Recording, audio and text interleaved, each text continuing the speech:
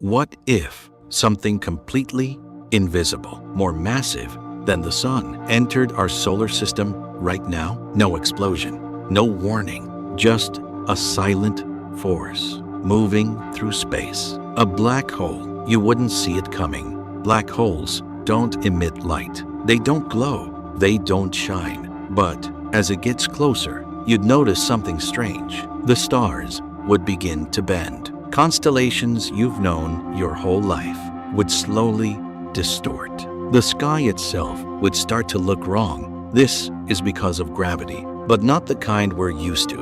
A black hole bends space and time itself.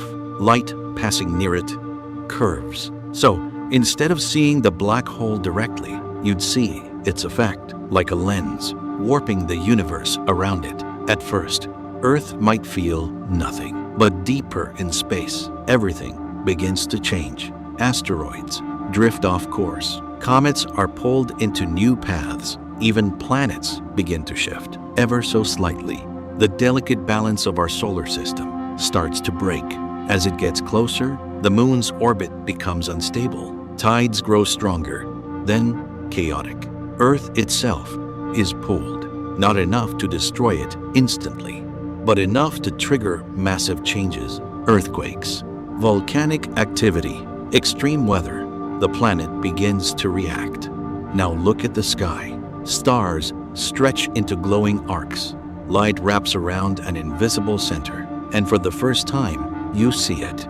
A perfect circle of darkness, surrounded by a ring of light. A black hole revealing itself by bending reality. If it comes too close, there's no escape.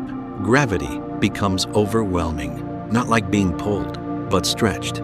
Your body, your planet, everything pulled apart, atom by atom. Scientists call this spaghettification. And then, nothing.